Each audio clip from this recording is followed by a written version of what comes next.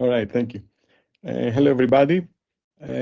I'll try to wrap up the first day and provide some conclusions on what we achieved through the pilot, findings, technical outcomes, and some future outlook.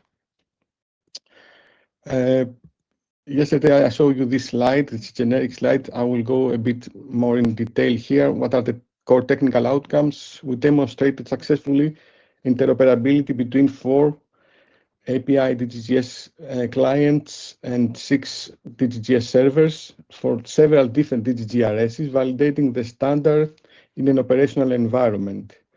We tested thoroughly the discrete global grid abstraction library across multiple runtimes, providing the portability of ODC grid math across diverse software ecosystems. We evaluated the MCP, the Model Context Protocol, in enabling AI agents to autonomously discover interface federated DGGS endpoints. We found performance issues on the use of, and we used the compressed DGGS UB-JSON FG blobs and Parquet to manage high-velocity data holes without banding penalties. And we found several quantifications issues and defined proposals for quantization extensions to standardize how data is aggregated, like mean, max, average per grid, through the API, and somehow the agent to understand what are the possibilities of asking such questions, ensuring scientific ground truth for disaster modeling. Let's go through the servers. We saw today CREAM. They leveraged their own Python-based PY DGGS API. I will go very fast because Sina told me that. Ekere, we saw them yesterday. They used the Gnosis map server and the digital library acted as the technical backbone for grid geometry. The GeoInsight, they brought a modern Rust-based implementation to the pilot, focused on speed and cloud-native efficiency. GeoLinks, they are core developers of the PY DGGS API and underlying DGG RID4PY tools. They provided foundational tooling that other participants relied upon. Geomatis, the Java-based Examine server, tackle the complexity of multidimensional data, space, time, and height. Safe software, using the FME data visualization, demonstrated that don't always need to write code to save DGGS. Regarding the AI clients, Compusol focused on the chat-to-map reality. They developed a robust React-based chatbot client that served as the primary test bed for interoperability. CS Group, moving beyond simple chatbots, focused on agentic AI workflows. They treated the AI not just a text generator, but as an analyst capable of planning tasks. Hartis generated new insight. They developed the Flood Impact Index, a sophisticated model that fused a satellite flood extents, weather predictions, and terrain data into a single score per grid cell. And finally, TerraFrame brought context to the grid by integrating DGGS with spatial knowledge graphs, while others look at where the water was. TerraFrame looked at what was affected.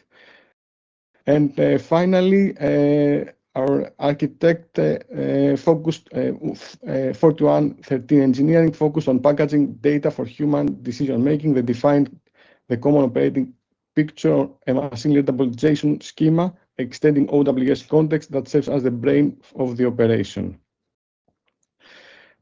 We tried to summarize what were the main issues that we found implementing the DGGS standard, and we used the word frictions. The objective was to reconcile the theoretical standard with the requirements of real-world software emergency response, and somehow we summarized the findings in 4 items. I will go through each one of them.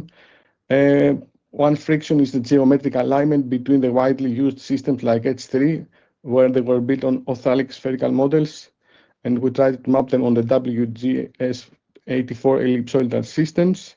It was an integration fix. Then we had another performance fix where high-resolution satellite data is often sparse and contain large empty gaps where sensors don't pass. and we utilized optimized data encodings. The stacking paradox, it's an accuracy fix that Jerome talked about it yesterday, and found some topological tools to account for the actual 30 overlapping subzones on aperture 7 grids. And finally, we tested a lot the DGGAL library. This is my 2 cents for Jerome. I hope you like this logo, Jerome. I think I didn't find any while I was looking at too. Regarding AI, the key word was orchestration. How will we achieve the necessary orchestration in order the AI agents somehow to communicate with the servers providing the DGGS data? One major issue is that some LLMs usually do not inherently understand the computational cost of geospatial requests. For example, if you're asking for a very high resolution, you may ask for many data and the system will crash. So you need someone that somehow will take the decision that, okay, I cannot provide this question and please refine the resolution. So that's why we used the MC protocol as intermediate orchestration layer. Another main issue is how we achieve descriptive grounding. LLMs have the ability to reply to any question that you will make them, even if they don't answer where to get the details. So we need to guardrail them and tell them where exactly that you will need to find the information and don't make information. We need APIs that somehow will provide all the necessary metadata that AI agents will need in order to decide on what will be the plan for answering or providing the sophisticated answers back to the user. So there is a need for machine-ready APIs there. We tested the semantic reasoning, improving the MCP with special knowledge graphs, to know relationship between objects. That is a major advantage that we can dig further into it. And what we came as an outcome in many discussions is that generic LLMs may be not the most efficient in order to handle such situations, and we may need small domain-specific models that will be trained on specific domain and natural phenomena in order to provide ground truth and solutions to specific problems for disaster management. Regarding the future work, mainly regards to standardization related to OGC, the vision is to evolve the standards from passive data retrieval protocols into active frameworks for geospatial reasoning. And if we use AI technology to move beyond chatbots to geospatial analysts. And the strategic goal is to ensure that AI agents request analysis-ready data receive an identical mathematical response from any server in a federated network, regardless of the vendor. That was not the issue in every case that we examined during the project, so soon we need to work on that. A core pillars for that is geospatial grounding, ensuring the AI logic is anchored in physical reality, multi-grid interoperability, where to enable seamless data fusion across different DGGS structures, and provenance-backed mapping, creating a traceable chain of evidence from the source data to the AI conclusion. We have a series of 6 roadmap actions that, as OGC, could be the next steps towards the further improvement of the standard and related activities. One could be to have an authoritative DGGS registry, as now there's various DGGRSs, but there are not a certain specific registry where developers can see what is the purpose of each system and why to use it. There was a guide that we tried to make on the DGGS selection. I think I saw a slide from Sina, and we can talk more about that. Another action can be improving the APIs in order to have easier for the clients to retrieve data, extend somehow the zone query. That was a proposal by John Matisse and CS Group, in order to allow the agents to query via natural geography. And one solution can be leveraged further the SQL2 filters. We propose to have an OGC best practice for H3 in order to solve this issue with a spherical, othelic, and ellipsoidal WGS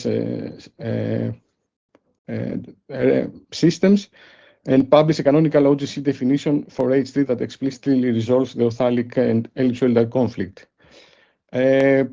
Work more on the temporary grading parameters of the DGGS. There were many actions done adding daytime parameters, but we may need to work more on the standard and providing specific temporal resolution parameters.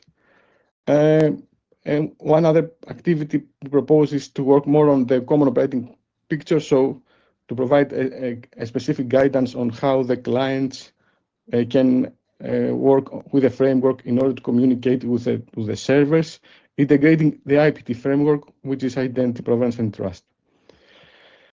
And a very important one is to work on advanced analytic extensions and moving the DGS beyond the storage format to a computational environment, and have capabilities like custom aggregations and derived fields, cross-collection queries, and direct zone statistics. There are some technical references. There are also on the website that are discussions on the OGC API coverages, I think, working group there.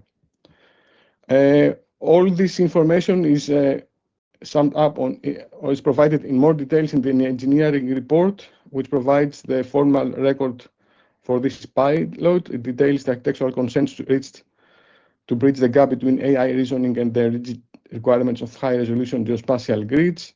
I want to thank all the people that provided information for this report, which is listed here. That's all from me. Thank you.